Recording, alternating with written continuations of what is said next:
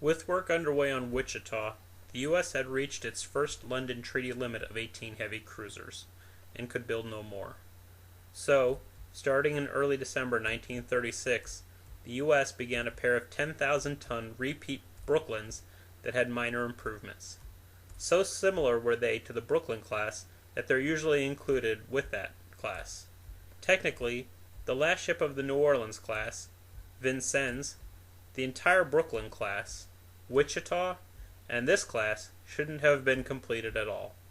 Under the Second London Agreement, which came into force January 1st, 1937, the U.S. agreed not to acquire any cruiser over 8,000 tons. Technically, all 11 of these ships should have had their construction halted. It is a testament to the rapidly deteriorating global situation and the numerous opt-out options in the treaty that they were completed. As an example of how fast things went downhill, Helena would actually be completed after World War II started on September 3rd, 1939. Still, after starting these two, no new cruisers would be completed in the U.S. until after the war began, negating all treaties. St. Louis was started December 10th, 1936, and commissioned May 10th, 1939. Helena was started December 9th, 1936, and commissioned September 18th, 1939. Main armament was the same as the Brooklyn class. Secondary armament was updated from the Brooklyns.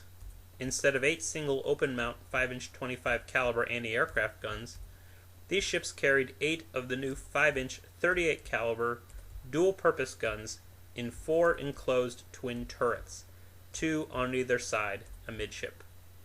Like most ships, smaller AA guns and radar were upgraded throughout the war. Propulsion was similar to the Brooklyns.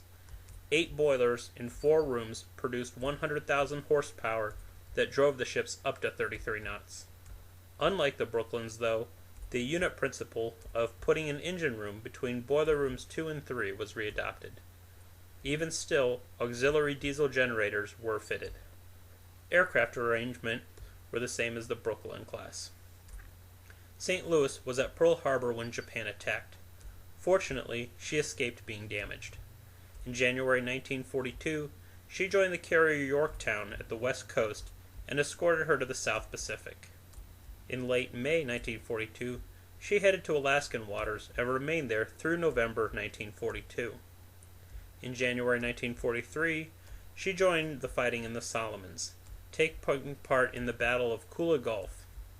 At the overnight Battle of Kalimbangara, she was hit in the bow by a torpedo that nearly, but not quite, blew it off. Repairs at the East Coast would last until November 1943. Returning in December 1943, she provided fire support for the invasion after invasion, notably missing the Battle of Leyte Gulf as she was in overhaul at the time. Returning to the Philippines on November 27, 1944, she was hit by 2 kamikazes that sent her back to the West Coast for repairs. Repairs were completed by March 1945, and she spent the rest of the war escorting carriers and providing fire support. Being decommissioned June 20, 1946, she was sold to Brazil. Helena was also at Pearl Harbor when Japan attacked, being hit by a torpedo. Repairs would keep her out of the war until July of 1942. Escorting the carrier Wasp, she would be escorting that ship when it was torpedoed and sunk by a Japanese submarine. Her first major action was at the overnight Battle of Cape Esperance. Next, she took part in the first naval battle of Guadalcanal, receiving little damage.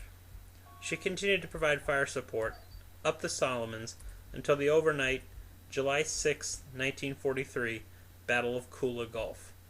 Due partly to not having any flashless gunpowder left, in a night battle, she was hit by 3 24-inch torpedoes.